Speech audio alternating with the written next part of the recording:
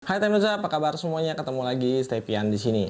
3 smartphone yang akan kita bahas kali ini semuanya udah pernah saya review dan udah pernah juga saya coba jadiin sebagai daily driver. Jadi sebenarnya ketiga smartphone ini tuh punya daya tarik atau selling point tersendiri. Spek dan fiturnya bisa dibilang all-rounder dan aman banget hampir di semua aspek yang kita butuhin. So buat kalian yang lagi memantau 3 smartphone ini dan ya masih bingung buat nentuin pilihan mana yang sesuai, video ini akan kasih resume dari ketiga smartphone ini supaya teman-teman bisa dapetin insight atau gambarannya. Saya sendiri udah pakai 3 smartphone ini secara berbarengan selama 3 bulan ke belakang. So nggak usah pakai lama lagi, kita langsung gas aja videonya. Pastiin jangan lupa kasih supportnya nanti di akhir video. Let's go!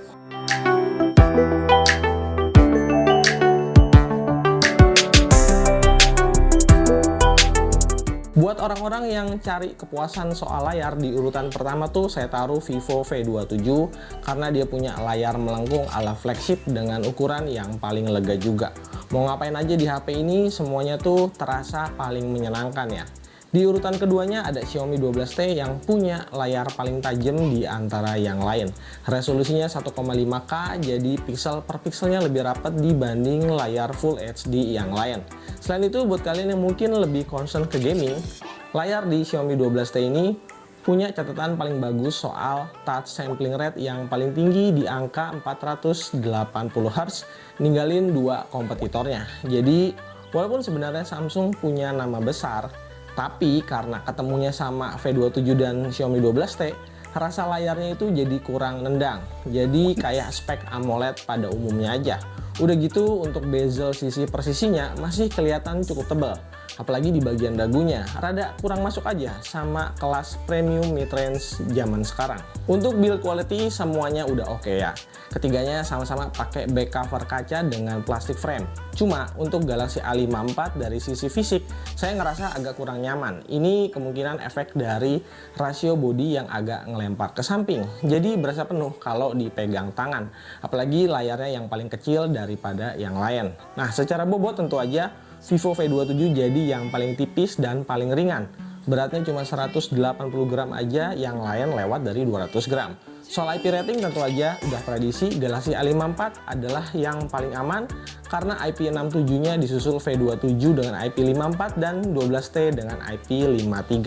Bicarain sektor audio, Vivo V27 langsung mendadak cupu karena masih pakai single speaker. Jadi buat pencinta audio, speaker terbaiknya itu di Galaxy A54 yang punya kualitas dual stereo speaker paripurna. Suaranya jernih, detailnya terasa, dan bassnya juga keluar. Sementara Xiaomi 12T itu ada di tengah-tengah ya, bagus banget enggak, jelek banget juga enggak. Cukup aja pokoknya. Buat urusan fotografi, Vivo V27 dan Galaxy A54 bakalan lebih asik nih efek dari sensor flagship di kamera utama. Sementara di Xiaomi 12T, walaupun dia nggak pakai sensor flagship, tapi resolusi kameranya tuh support sampai 108 megapiksel. Dari ketiganya, kamera ultrawide di Samsung resolusinya paling tinggi, kalau di Xiaomi dan Vivo cuma sebatas 8 megapiksel aja. Sisanya ada kamera makro yang saya nggak pernah pakai. Secara UI dan software, Galaxy A54 dan Xiaomi 12T jadi yang paling oke karena punya fitur Pro kamera, bisa untuk foto dan bisa untuk video. Sayang untuk V27, mode Pro-nya hanya untuk foto aja, nggak bisa video. Nah, untuk di video recording, kamera utama ketiganya kompak, samaan bisa 4K 30 fps, tapi untuk Samsung 4K 30 fps-nya bisa dipakai di lensa ultrawide dan dia juga bisa pindah-pindah antar lensa. Kalau ultrawide yang lain tuh masih tipikal HP mid-range ya, 1080p 30 fps aja. Di kamera selfie, posisi Vivo masih superior banget. Pertama, resolusinya paling gede, dan yang kedua, dia juga punya autofocus. Kalau soal video selfie, V27 dan Galaxy A54 bisa dibilang cukup berimbang dan support 4K 30. Kalau di 12T, cuma sampai 1080p 60 fps aja. Nah, karakter dan tuningan dari ketiga smartphone ini bisa dengan mudah dibedain. Kalau kalian cari kamera dengan preferensi warna natural, pilihnya Galaxy A54. Cuma catatannya, dia tuh berusaha ngeboost bagian kontras supaya lebih nonjol. Beda sama Vivo V27 yang coba ngeboost highlight dan juga shadow. makanya fotonya kelihatan lebih soft processing, tapi punya kekuatan di dynamic range yang lebih oke dibanding yang lain. Nah, sementara Xiaomi 12T punya processing kontras yang menurut saya berlebihan, makanya dia punya hasil foto yang paling keren ya dibanding yang lain. Perlu sedikit di-adjust kalau mau enak di-post di sosial media. Kelebihannya ada di mode 108 megapiksel yang tajam banget. Hasil fotonya bisa tetap tajam walaupun di cropping beberapa kali. Buat foto dengan objek wajah manusia, ini disesuaikan aja sama selera. Cuma catatannya Xiaomi 12T pastiin AI-nya dimatiin. Soalnya processing kameranya tuh kadang suka bikin skin tone jadi kemerah-merahan. Untuk kamera ultrawide, no debat buat Galaxy A54, pakai resolusi paling tinggi dibanding lawan-lawannya. Detail dan ketajamannya bisa langsung dinotis sama mata kita. Sementara kalau urusan perselfian, no debat buat Vivo V27 yang superior, ngasih detail dan akurasi warna yang tepat sesuai sama kondisi ambience di sekitarnya. Nah, buat yang suka fotografi malam hari, kamera V27 jadi yang paling mendekati flagship grade. Detailnya paling tajam, noise-nya paling minim, terus dia juga punya komposisi warna objek yang paling akurat. Cuma disayangkan night mode di kamera ultrawide-nya nggak sebaik dua kompetitornya yang justru perform lebih baik. Tapi balik lagi, kalau urusan perselfian kembali V27 bukan lawan yang sepadan buat Galaxy A54 dan Xiaomi 12T. Di resolusi maksimal 4K 30 fps, ketiga smartphone punya stabilisasi yang mirip-mirip, jadi nggak terlalu kerasa bedanya. Tapi soal kualitas di visual, Xiaomi 12T emang jadi yang paling bawah ya. Galaxy A54 kontrasnya hidup banget, sementara Vivo V27 kembali ngandelin dynamic range. Untuk video selfie-nya, sampel yang saya pakai ini adalah resolusi Full HD 60 fps. Hasilnya cukup di luar dugaan karena ternyata fitur Xiaomi 12T ini stabilisasinya udah langsung aktif secara default, beda sama yang lain yang hanya aktif di Full HD 30 fps. Untuk video di kondisi malam hari atau night mode, kembali Vivo V27 masih jadi yang terbaik di antara ketiga smartphone ini, disusul sama Galaxy A54 dan terakhir Xiaomi 12T yang kelihatan banget cukup kewalahan. Apalagi kalau ngelihat hasil foto selfie di kondisi malam hari, Vivo V27 hasilnya goks banget, bisa ninggalin smartphone yang lain.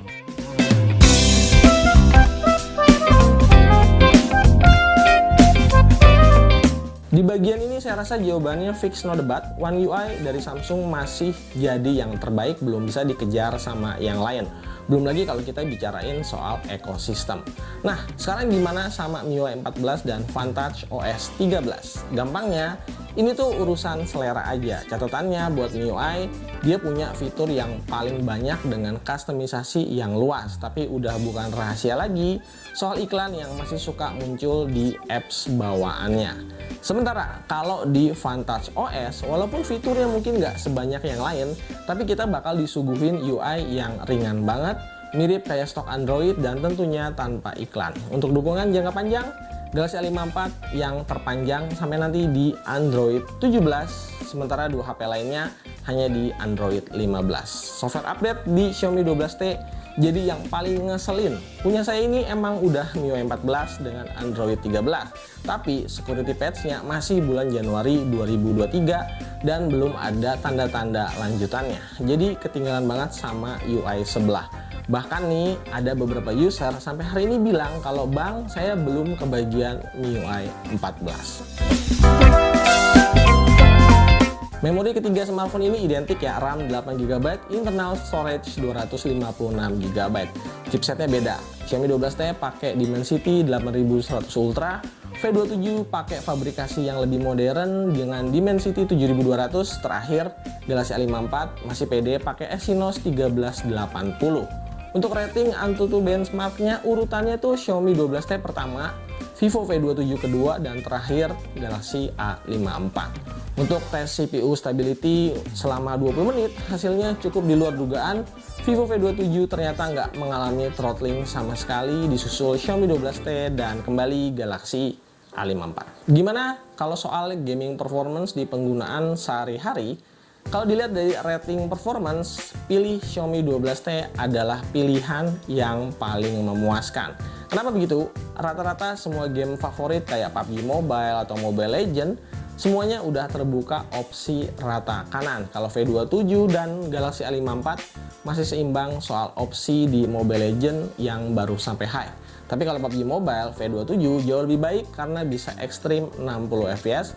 Sementara Galaxy A54 tuh masih jauh di bawah ekspektasi kalian yang main PUBG Mobile.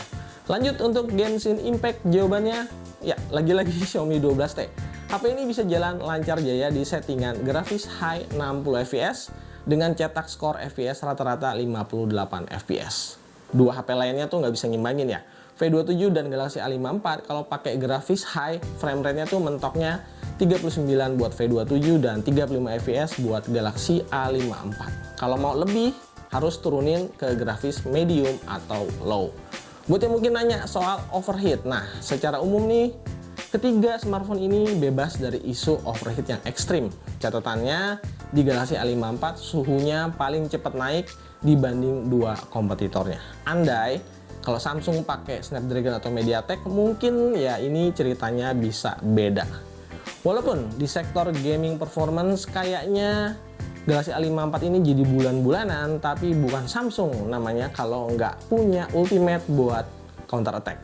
Kembali, kehebatan Samsung ngeracik software dan hardware bikin para usernya itu tetap setia pakai HP ini.